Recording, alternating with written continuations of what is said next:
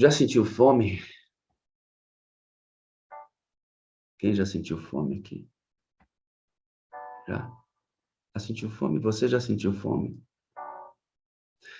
Você já sentiu a mesma fome que Jesus sentiu enquanto esteve na terra? Já? Você já sentiu fome? Já não? A mesma que Jesus Cristo sentiu quando ele esteve na terra. Você sabe o que é fome? Sabe? Você já sentiu fome? A mesma que Jesus sentiu quando esteve na terra. Já sentiu? A mesma fome que ele, você já sentiu? Pois bem, eu espero que você hoje esteja com muita fome. Entendi não, pastor. Fome dói. Fome faz a gente sofrer. Eu quero que você sofra. E eu quero que doa no seu coração. Porque só quando for assim, esta fome será útil.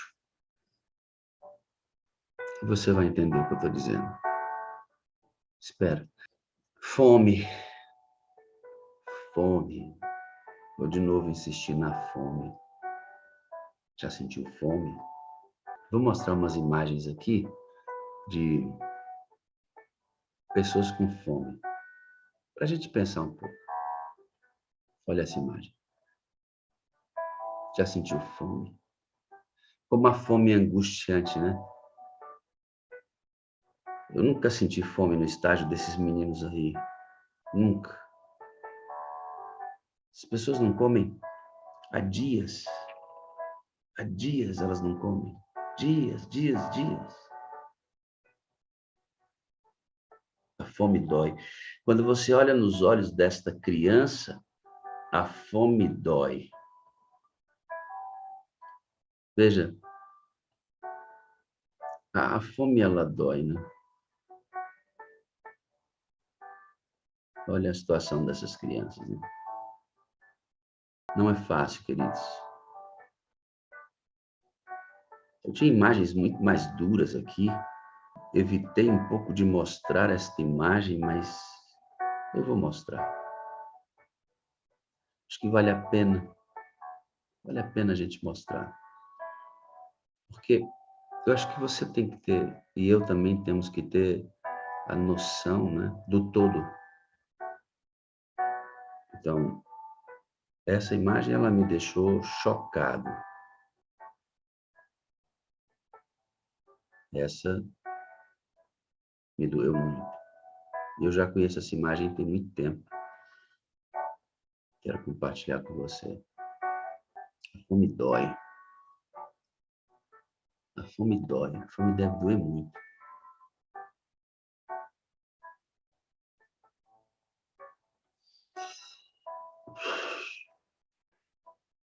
Abra sua Bíblia no livro de São João, capítulo 4. Por favor. São João, capítulo 4.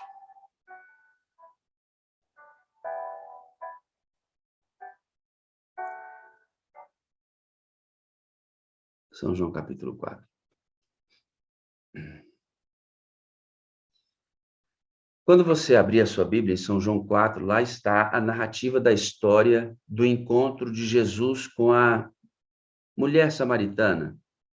Os samaritanos não eram meio judeus, haviam perdido a centralidade da fé, porque haviam se misturado a povos pagãos e eles tinham ídolos dentro das suas casas e tinham uma adoração diferente da adoração dos judeus. Eles acreditavam que Jesus viria da parte deles e, enfim, havia uma rixa entre eles e os judeus.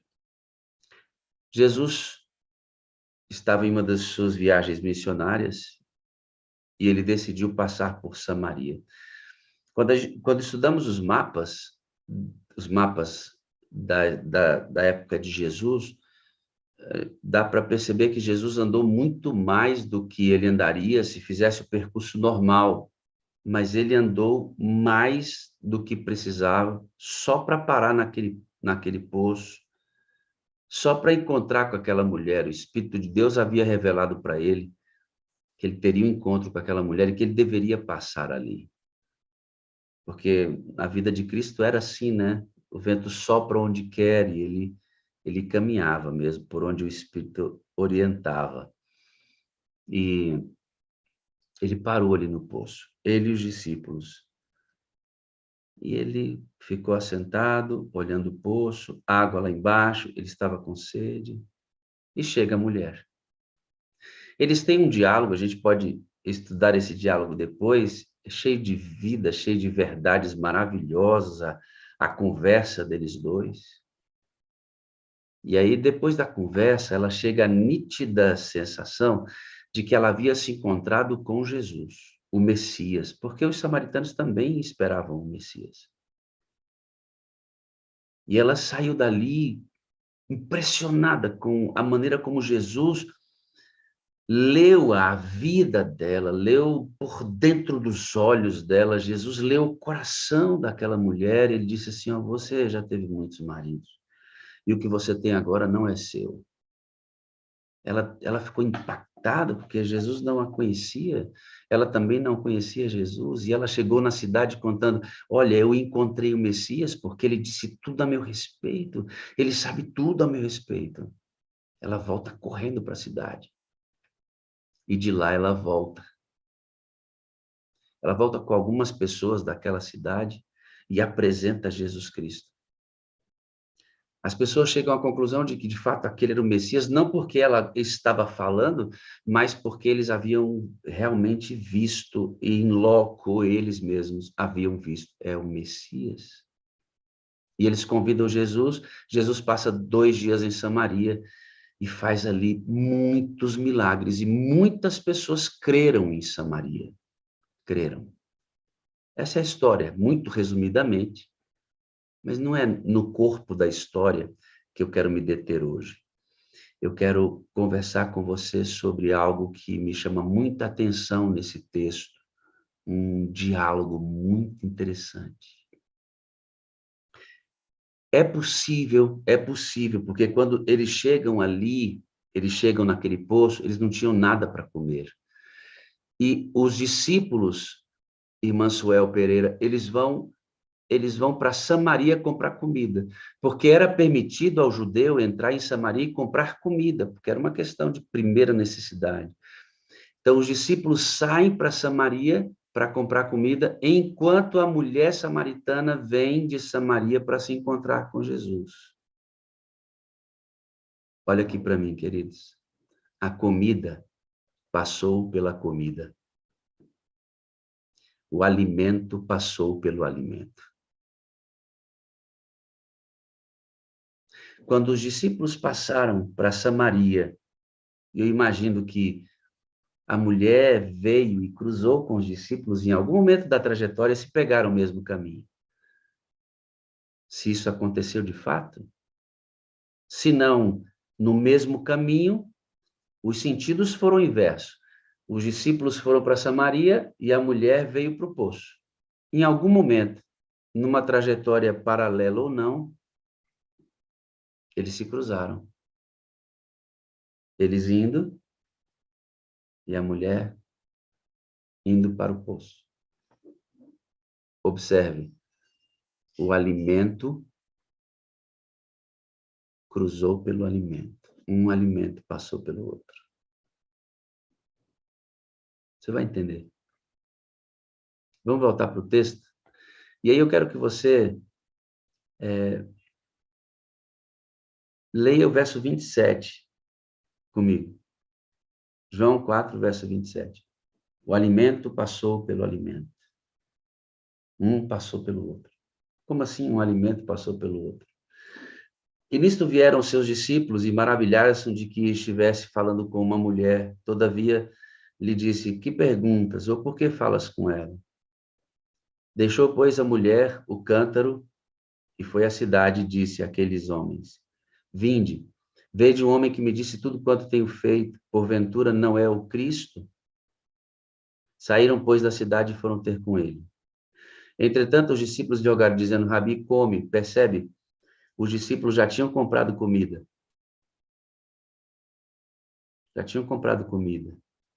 Ela já tinha chegado no poço. Rabi, come. Rabi, você deve estar com fome. Fome, Rabi, dói. Dói aqui no estômago, é ruim ficar com fome. Rabi, come. Come. Mestre, come, você está com fome. Você está com fome agora? Você está com fome? Oh, querido, eu rogo a Deus que você esteja com fome e que você esteja à procura de alimento. Entende, Alisson? Eu rogo a Deus que você esteja com fome, amado, e que você esteja à procura de alimento. E, Robson Moreira, eu rogo a Deus que esta fome, Filomena, lhe cause dor e aflição. Eu rogo a Deus, eu peço a Deus que esta fome lhe cause angústia, ao ponto de você sair à procura de alimento. É isso. Eu vim aqui hoje para orar a Deus e pedir para que você tenha fome e que esta fome lhe cause dor e que você saia à procura de alimento. Nossa, pastor, você está desejando mal para a gente? Eu quero que você sinta a mesma fome que Jesus sentiu. Se você sente a mesma fome que Jesus sentiu, é uma evidência de que você está cheio ou cheia do Espírito Santo. Se você não sente essa fome, você ainda não está plenamente cheio do Espírito. A experiência ainda não está no lugar. Volte para o texto bíblico. João 4,31, entretanto, os discípulos lhe rogaram, Rabi, come. Ele, porém, lhes disse, uma comida tenho para comer, que vós não conheceis. Iriam conhecer depois do Pentecostes, plenamente. Então os discípulos diziam uns aos outros, trouxe-lhe porventura algo de comer? Será que a mulher lhe trouxe comida e te entregou antes da gente? Porque nós somos a Samaria e voltamos, ela veio de lá. Será que a mulher te trouxe comida? Alguém trouxe algo para o senhor comer, Rabi? O senhor não está com fome mais? Jesus disse, a minha comida é fazer a vontade daquele que me enviou e realizar a sua obra. Fome de Jesus era alimentada por fazer a vontade de Deus e fazer a sua obra. Essa era a fome que Jesus sentia todo dia. Vontade de fazer a poder, ele queria poder para fazer a vontade de Deus. Ele veio para revelar a Deus e fazer a obra dele. Ele revela a obra dele. Olha que coisa linda o texto, né? Acompanhe comigo. 35. Não dizeis vós que ainda há 4 meses até que venha a ceifa? Eis que vos digo algo. Levantai os vossos olhos e vede as terras que já estão brancas para a ceifa.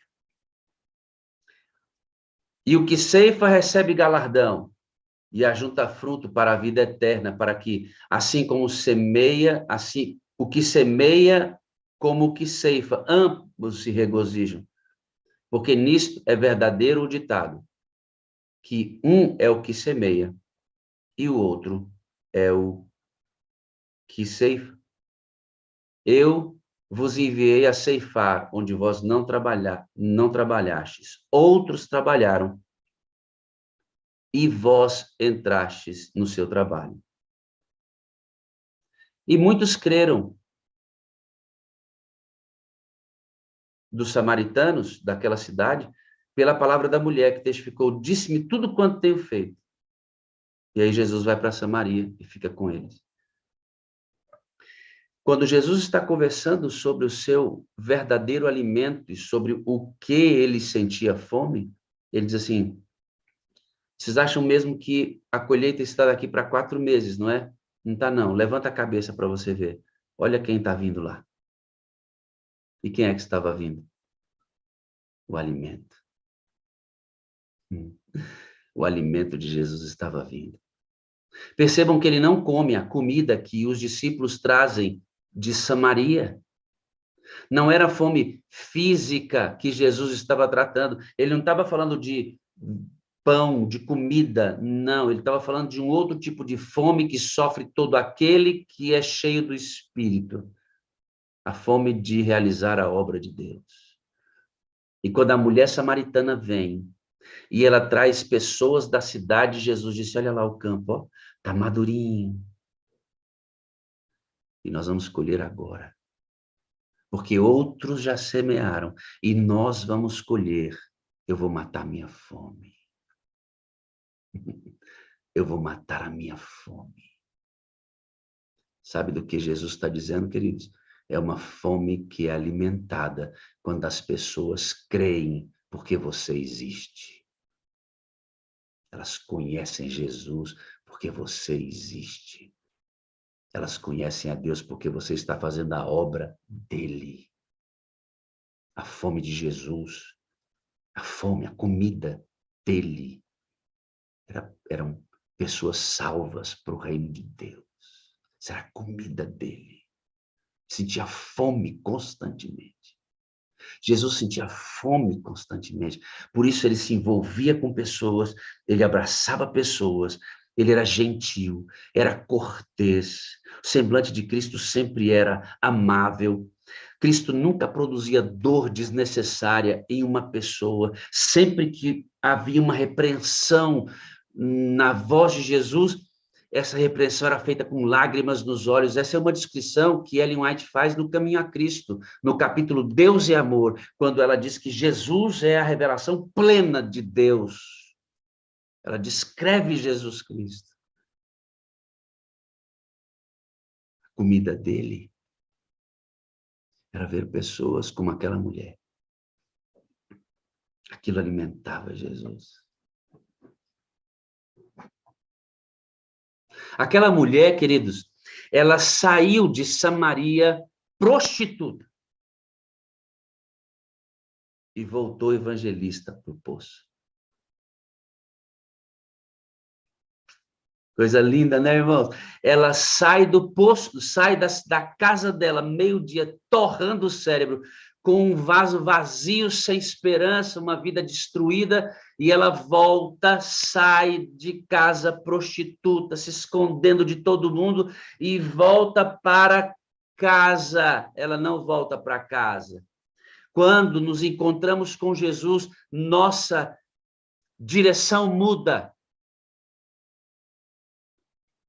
Sabe qual era a proclamação desta mulher? A proclamação desta mulher não era só o sábado, não era só se alimentar corretamente. A proclamação desta mulher não era se vestir bem. A preocupação desta mulher, a proclamação dela não era só explicar que não existe vida após a morte. A proclamação desta mulher não era explicar o santuário de cabo a rabo, como diz a expressão. A proclamação desta mulher, não era conhecer os livros de Daniel e Apocalipse, como nós conhecemos distintamente. Não era esta a sua principal proclamação, muito embora tudo isso seja muito importante, faz parte da fé adventista, mas amado, veja, ela volta para casa, sai escondida e volta se expondo, sai prostituta e volta evangelista, e ela chega na cidade que ela se escondia de vergonha, batendo palma e diz: ei, vocês que estão aí, que me conhecem, eu não sou a mesma pessoa, porque eu encontrei o Messias, ele disse tudo ao meu respeito, ele sabe quem eu sou, e ele disse para mim que tem um tipo de vida que eu devo experimentar, e quando eu experimentar, eu jamais quererei destituir-me desta vida, ou vou deixá-la. Eu não sou mais a mesma pessoa, porque eu encontrei Jesus. Querido, olha para mim. As pessoas estão sedentas de conhecer pessoas transformadas pelo encontro. Pessoas diferentes. O mundo em que nós vivemos, amado, é um mundo seco, rachado. As pessoas não se amam mais, não se preocupam mais. As pessoas não entendem o valor de uma vida mais. Não entendem, não entendem. Não entendem. O ser humano perdeu o valor. Enquanto o que alimentava Jesus Cristo e realmente a fome que ele sentia era por pessoas e o valor que elas têm. O mundo está dizendo que as pessoas não valem mais nada. Eu estava vendo uma reportagem num dos países frios da Europa. Um renomado jornalista, ele morreu por frio. Ele caiu em uma das ruas de Londres no início da noite. Morreu na calçada. Porque ninguém socorreu aquele camarada. Indiferença pelo valor da vida humana. As pessoas hoje em dia, queridos, muitos e muitos têm mais coragem de gastar dinheiro com o seu pet, com o seu animal, a gastar com o próximo igual.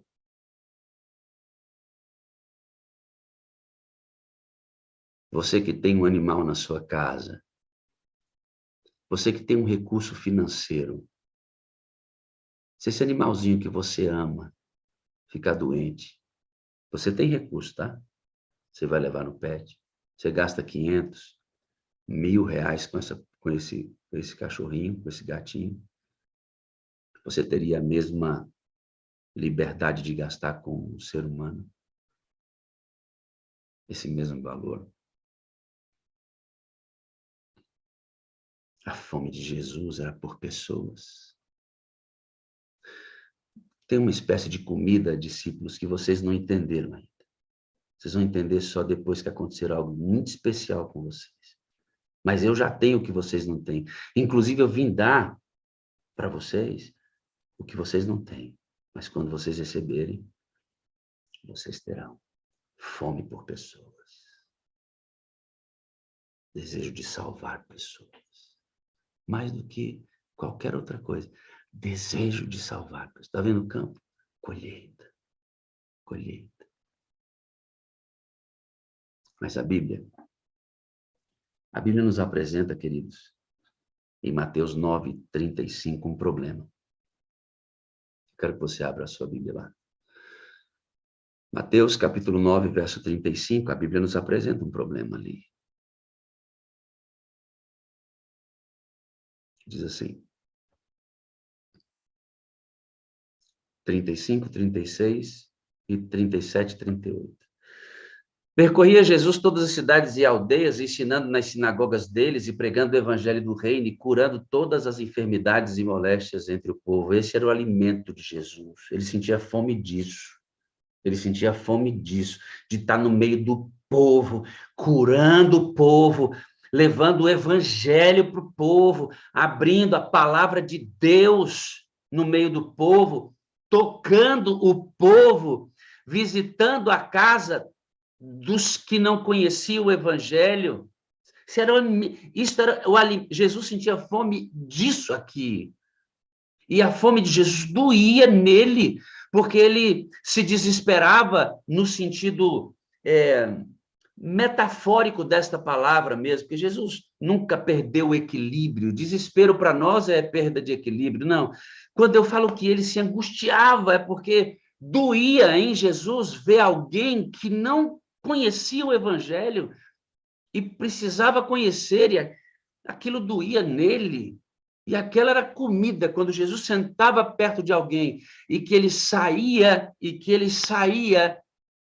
aquela pessoa estava sorrindo e tinha encontrado um novo sentido para a vida.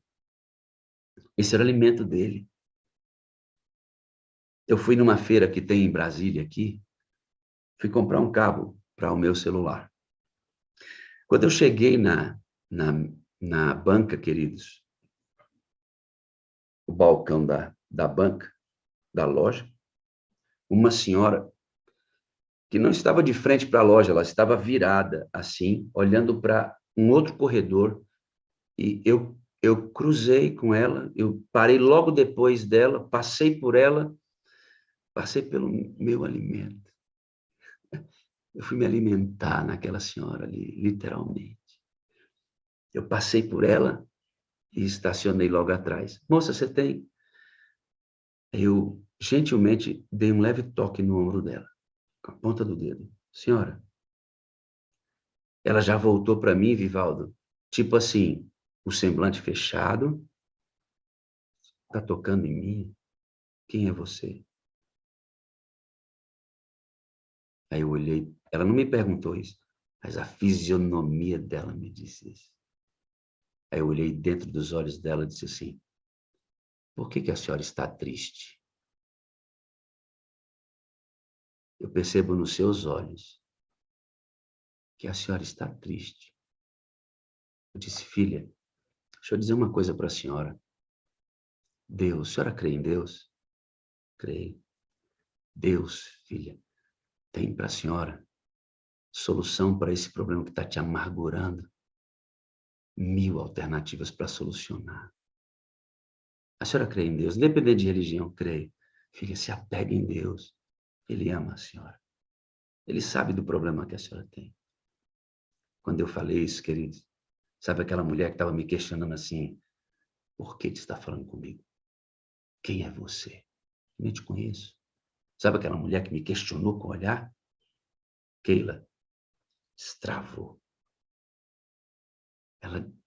Ela destravou. Como é que é seu nome? Eu falei, eu sou pastor Wagner, pastor da Igreja Adventista do Sétimo Dia. Eu estou com um problema mesmo, meu filho. Meu filho pegou um cartão de um amiguinho dele, gastou 7.000 reais. Falei, rapaz, esse menino tem dinheiro. Pois é, a família dele recebeu uma herança, parte da herança é dele, e parece que a família deixa esse dinheiro para ele ir gastando, é dele. Só que o meu filho pegou o cartão, porque eles fizeram um combinado e fez um monte de compras, 7.000. Falei, 7.000 é um bom dinheiro mesmo. Mas o senhor tem a solução. Nisso, a expressão dela já era assim, meu Deus, que coisa boa que eu estou falando com esse homem aqui. Está me fazendo tão bem. E quando a fisionomia dela saiu do questionamento invasivo para a satisfação de estar perto porque estava sendo abençoada, eu estava me alimentando. É dessa fome que Jesus fala. Vocês, discípulos, não conhecem a fome que eu tenho. Eu tenho fome de pessoas que compreendam o meu Pai. Eu me alimento quando elas compreendem isso. Eu falei, senhora crê na oração? Creio na oração, claro. Como é que é o nome do gerente que está negociando? Ela tinha um saquinho na mão, queridos. Dentro do saco tinha R$ 3.500 de joias, semi-joias, que o menino comprou. Uma loja de joias, 3.500. E o gerente não queria desfazer o negócio, porque ela estava naquela banca onde ele estava para desfazer o negócio. O garoto tinha comprado celular ali, etc. Aquela banca estava devolvendo o valor e desfazendo o negócio para ela recuperar parte dos 7.000 reais. E aí, na hora que eu ia orar com ela ali na banca, eu ia falar assim, senhora, a senhora crê no poder da oração? Ela assim, eu creio. Aí chegou o molequinho, o camarada que usou o cartão. Aí falaram de um tio, ali rapidamente. Ela disse, eu vou ali no tio dele, porque o tio dele vai me ajudar a resolver esse problema. Eu olhei nos olhos dela e disse assim, vai com Deus. Ela deu um sorriso e foi. me alimentei. Eu me alimentei. Se você não sentir essa fome, você não entendeu ainda. Se você não tiver prazer, querido, para parar e atender pessoas, não entendeu ainda. E você não atende pessoas para matar a fome delas, para dar comida, roupa, como a gente tem visto tantas coisas boas acontecerem. O fim, o propósito das nossas ações com as pessoas é esse, é que elas conheçam a Deus. A proclamação deve ser essa, que essa mulher voltou para casa. Eu encontrei o Messias. Irmão, pelo amor de Deus. As pessoas as pessoas não podem, queridos, entender que você sabe tudo de sábado, que você sabe tudo de profecia, que você sabe tudo de Bíblia, mas elas não percebem, talvez não percebam que não tem Jesus aí. Deixa eu dizer uma coisa para vocês. Você já viu, eu não sei se você já percebeu isso, mas você já viu o tanto de tempo que a gente passa discutindo música na igreja? Já viu, irmã Miriam? Outro dia saiu uma música que deu um bafafá danado, comentário, aí vão para a internet e discute a música. Eu mesmo conversei com alguns pastores sobre o teor da música. Estou dizendo que a gente não deva discutir e não deva se preocupar com uma música adequada. Claro, claro que sim. Eu não estou discutindo isso. Você já percebeu o tanto que a gente gasta de tempo, irmã Marianita, discutindo roupa? Ah, saia mais curto, o decote, está apertado, não está apertado. A gente gasta um tempo danado com essas coisas. Não que eu não, não que eu esteja dizendo para você que a gente não precisa ensinar a doutrina da modéstia cristã. Claro, nós temos que nos vestir bem, temos que dar bom testemunho com nossa roupa, sim, claro que sim. Mas o que me impressiona é como a gente gasta muito tempo e como divisões e rachas são feitos dentro da igreja sob a ideia de que essas coisas precisam estar na linha, bem organizadas. E aí vai, a gente sai discutindo um monte de coisa. E a gente sente falta de pessoas semelhantes a Cristo.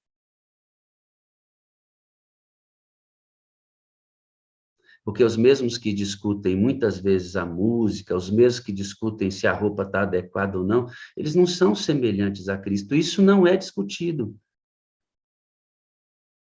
Isso não é discutido. Se aceita a pessoa arrogante, se aceita que a pessoa é invejosa, se aceita que a pessoa ela é grossa, se aceita que a pessoa acha que é o tal. A gente aceita tudo isso e não se discute isso no seio da igreja por mais tempo. Aonde estão as pessoas semelhantes a Cristo? Aonde estão as pessoas que pensam como Ele, que perdoam como Ele? Haja vista, queridos, que expressões de amor no seio da igreja são detectadas como algo estranho. Quando eu olho para o Marcelo e digo, Marcelo, eu amo você, meu irmão. Tem gente que acha que isso é estranho. Tão seco é o solo que a gente anda. Nós deveríamos parar e discutir mais. Por que não somos tão semelhantes a Cristo? Não somos tão parecidos. Isso deveria tomar nosso tempo.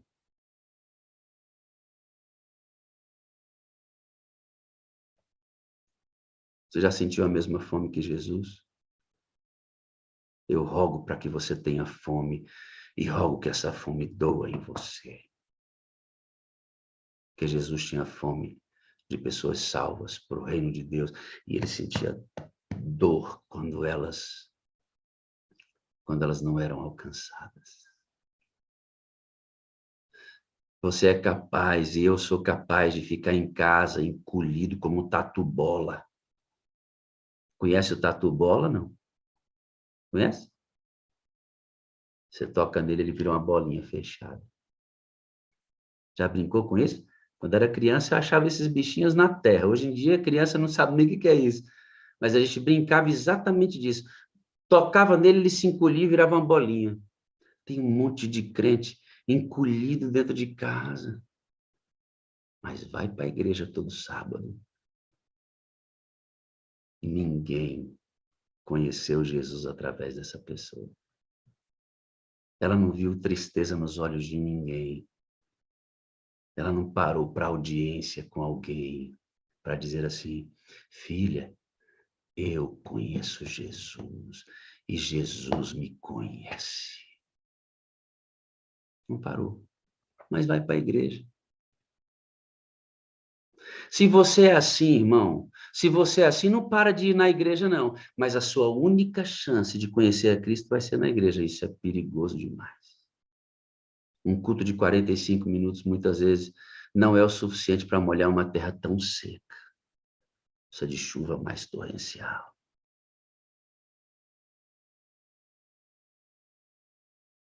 Está com fome, irmão? Eu oro para que você tenha fome. E eu oro para que você se angustie de fome. Atos 1:8. Parte final da mensagem, tá? Atos, capítulo 1, versículo 8. Vamos ler? Diz assim, ó. Mas recebereis poder ao descer sobre vós o Espírito Santo. E ser-me-eis testemunhas tanto em Jerusalém, como em toda a Judéia e Samaria, até os confins da terra. Por que Jesus disse assim, ó, eu tenho uma comida que vocês não entendem ainda, porque Jesus era batizado todo dia pelo Espírito Santo. E ele iria batizar os discípulos com o Espírito lá em Atos 2. Se vocês não entendem a minha comida, o tipo de fome que eu tenho, porque vocês não têm o mesmo tipo de espírito que eu tenho, mas o dia que vocês tiverem, vocês vão entender. Percebam na estrutura de Atos 1:8 que o processo da fome começa em você. O processo da missão começa em você e ele vai se destrinchando. Agora, depois você estuda, eu vou só salientar a sequência. A fome começa em você. A Bíblia diz assim, ó, e recebereis poder ao descer sobre vós. E quando o Espírito Santo vem todo dia que você pede, então você terá a mesma fome que Jesus tinha, o mesmo tipo de alimento que o alimentava, que eram pessoas salvas porque encontraram com ele. Porque ele parou para olhar nos olhos dela. Porque aquelas pessoas tinham extremo valor para Deus. Uma pessoa tem extremo valor para Deus. Olha, amada, eu vou dizer para você uma coisa. O universo para Deus salvar uma vida. Nós não entendemos todas as coisas. Não entendemos todas as coisas. Mas o universo para Deus salvar uma vida, o tanto que uma vida é preciosa aos olhos de Deus. Comece em você. A obra da missão e de sentir fome só acontece quando você recebe o mesmo Espírito que estava em Cristo, quando ele disse aos seus discípulos, vocês não sabem o tipo de comida que é a minha, o tipo de fome que eu sinto, vocês não sabem ainda, mas quando forem cheios do Espírito, saberão, porque eu sinto esta fome, porque eu sou cheio do Espírito. Ele vem em mim todos os dias, porque eu peço ao Pai o Espírito todo dia. Ellen White diz que Jesus recebia nova provisão do Espírito todo dia. Ele pedia, todo dia. Ele me ensinou a pedir, ele pedia. Aí depois que ele recebe, vai para onde? O texto diz que depois que acontece dentro de você, vai para onde? Jerusalém, depois vai para Judéia. Certo? O que é a Judéia? Amigo, o primeiro lugar que você deve se alimentar e esta fome espiritual deve ser saciada é a sua casa. Judéia é o seu marido, Judéia é a sua esposa, Judéia são seus filhos, núcleo familiar. Jesus diz, primeiro em você e depois nos mais próximos. Por que Jesus fez isso? Eu vou te falar por que ele fez. Não foi de graça, não, irmãos. Jesus calcula tudo. Você sabe qual o lugar mais difícil de você ser uma farsa? Qual é o lugar mais difícil de você ser uma farsa? Dentro da sua casa. Aí, amigo, não tem como você se esconder, não. Seu marido sabe quem você é. Sua esposa sabe quem você é. Seus filhos sabem quem você é e vice-versa. Aí não tem como se esconder. Quando Jesus disse, Dulcineia, primeiro em casa, Judeia, é porque ele não quer que você use máscaras para pregar o evangelho. E o lugar mais poderoso para ser verdadeiro é no seio familiar. Se você é verdadeiro aí, você vai ser verdadeiro em qualquer outro lugar. Estamos num tempo, queridos, em que o conselho é use máscaras, mas o conselho do reino é não use máscaras. Seu rosto tem que ser visto em Cristo Jesus. Você é a parte visível de Deus. Depois que você se alimentar em casa, aí você vai para Samaria. Judeia, Samaria. O que é Samaria? Os parentes, os agregados, cunhado, sogra. Até a sogra a gente vai levar o evangelho. Amém, irmão. Glória a Deus. As sogrinhas têm que ser salvas também. Os amigos em que você tem mais influência, essa é a sua Samaria. E depois, o texto vai ampliando a influência, né?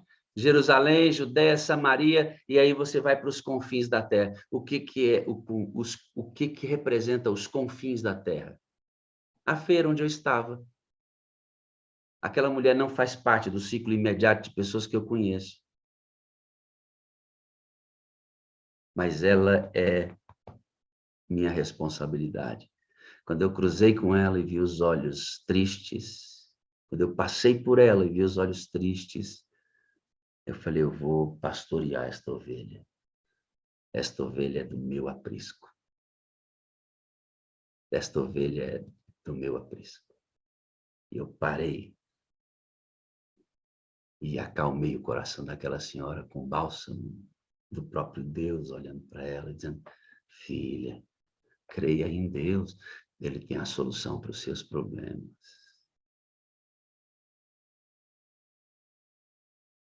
Já sentiu essa fome? Fome de pessoas salvas. Já sentiu angústia porque as pessoas não conhecem Jesus? Essa era a fome que Jesus sentia. Você tem essa fome?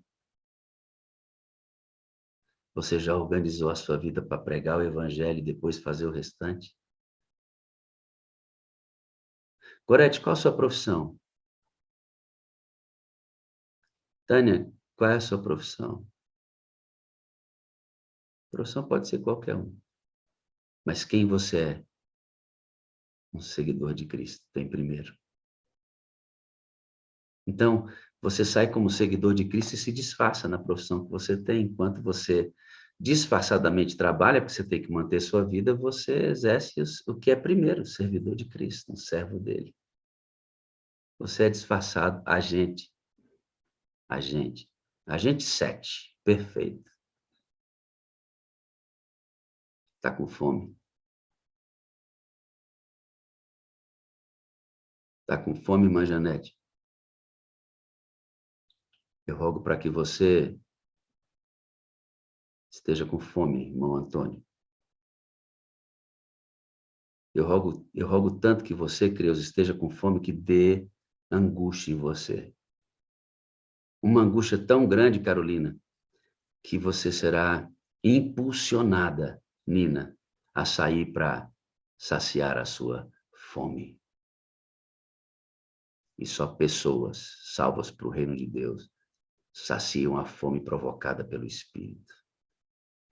A fome que Jesus sentia era provocada pelo Espírito Santo de Deus.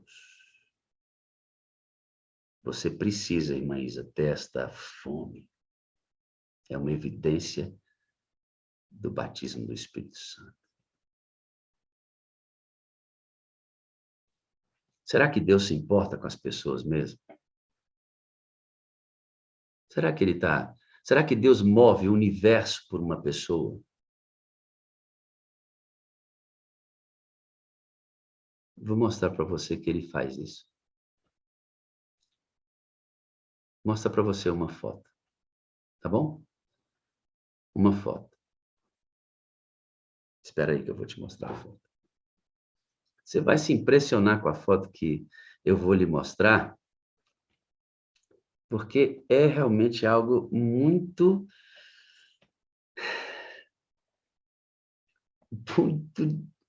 difícil de você entender.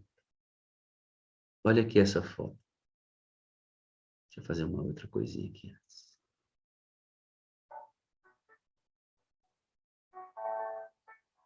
Vou colocar nosso fundo musical. Olha essa foto.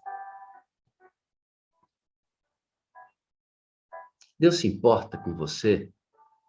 Deus quer salvar a sua vida? Deus se importa com seu vizinho? Quer salvar a vida do seu vizinho? Deus para o universo para cuidar de um ser humano, seja ele quem for. Olha esse moço. Dá para você perceber onde ele está?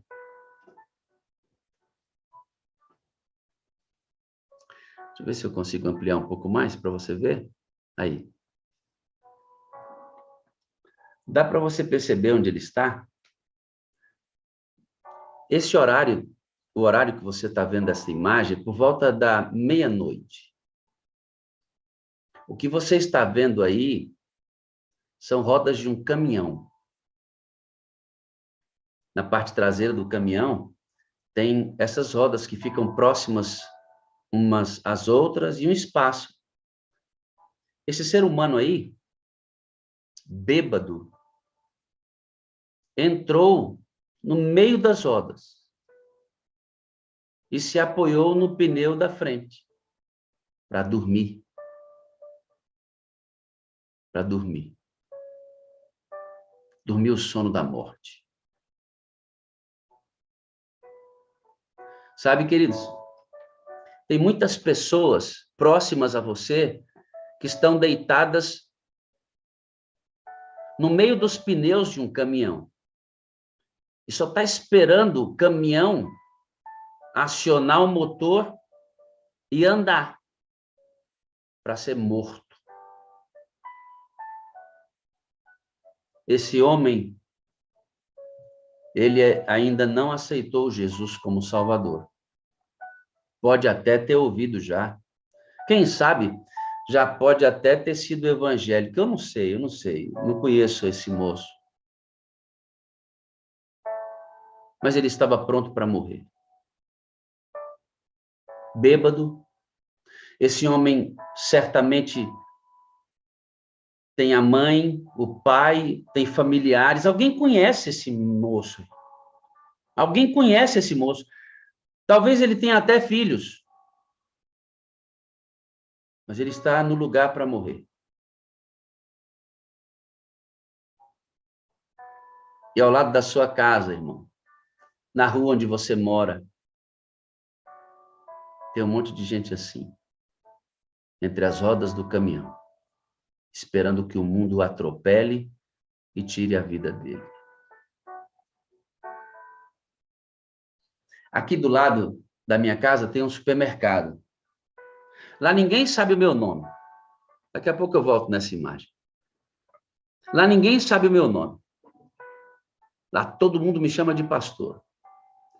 E eles me chamam de meu pastor. Tem uma delas que tem um cabelo todo vermelho, tatuagens no corpo. Já dei o link da sala para ela. Já convidei para ir à igreja. Convidei para vir à minha casa. Ela tem problemas com a sua sexualidade. Quando eu saí, na frente do supermercado, tem uma banca de frutas que eles arrumam. Eu passei, ela estava arrumando, eu parei bem ao lado dela. Coloquei gentilmente a mão no ombro dela Tem 4 anos que eu frequento o supermercado, então nós já temos amizade com eles. Coloquei a mão gentilmente no ombro dela, falei assim, quando você precisar conversar, pode me procurar. O dia que você precisar abrir seu coração, que você estiver angustiada com alguma coisa, pode me procurar. Ela falou assim, eu sei, o senhor é o meu pastor. Eu falei, sou mesmo. E deixa eu dizer uma coisa para você. Eu amo você, viu? Quando eu falei para aquela menina que eu a amava, ela olhou para mim, arregalou os olhos assim. Se eu amo você e preciso de você para ser feliz. Você é a parte visível de Deus. Eu creio mais em Deus, filha, porque você existe. Você é a coisa mais linda. E ela sabe que eu sei da opção sexual dela. Nós já conversamos sobre isso. Os olhos marejados de água, de lágrimas, disse assim, obrigado. Se eu precisar, eu vou lá na sua igreja. Eu disse, não estou chamando você para a igreja. Quero que você vá à minha casa. Quero atender você lá. Jesus se alimentava disso todo dia. Essa era a fome dele. Aí, querido, olha que coisa mais extraordinária isso aqui. Você está vendo o moço, né? Agora eu vou te mostrar o áudio. Opa, boa noite. Então, eu conversei com ele, com o rapaz. É esse não. O áudio que eu quero é esse aqui. Não, rapaz, Senhor Jesus. Coisa maravilhosa que Jesus fez, viu? Parei na divisa do Pernambuco para Alagoas, 11 horas da noite. Meia-noite e meia, acordei, funcionei o caminhão. Eu ia pôr na pista, Deus falou comigo assim, não sai não, dá uma olhadinha no caminhão em volta primeiro, se não tem ninguém colado lá atrás, se está tudo certo, depois você sai. Meu irmão, eu desci do lado esquerdo, fui andando, não vi nada, fui lá atrás, não tinha ninguém, tranquilo. Vou olhar do lado direito, né? Meu irmão, tinha um homem bêbado dormindo no meio dos pneus da carreta, lá atrás, do lado direito. Não acordava esse homem de jeito nenhum. Chamei ele, chamei. Nada dele sair. Pensa num livramento, meu irmão. Olha como que Jesus cuida da gente nos detalhes. Quando eu paro para tirar um cochilo assim, dificilmente eu desço do caminhão, porque eu já tinha batido pneu há pouco tempo atrás, sabe? Ali eu ia funcionar e ele ia embora. Eu vou mandar foto para você ver aí, meu irmão. Que livramento. Mas eu já chorei essa madrugada, viu? E emocionado com o que Jesus fez, viu? Esse Jesus nosso é maravilhoso, meu irmão. Ele cuida da gente nos detalhes. Não tem como agradecer, Jesus. Não tem, meu irmão.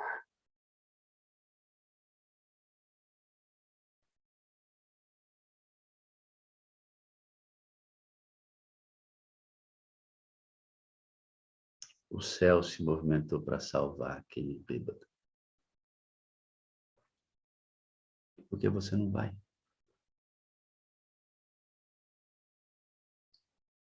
Por que você está encolhido dentro de casa? Os céus se movimentaram para salvar aquele bêbado. O cara ia ligar o caminhão, irmãos. O Espírito de Deus falou assim, desce para dar uma olhadinha no caminhão. Não sai sem olhar, não. Os céus salvaram a vida daquele homem. Por que você não sai para salvar pessoas? É porque talvez a gente não sinta a mesma fome que Jesus. E a fome dele era saciada pela salvação de pessoas. Salvar vidas. Saciava Jesus Cristo. Se você é servo dele, essa mesma fome precisa ser diária na sua vida. Vamos orar? Senhor Deus,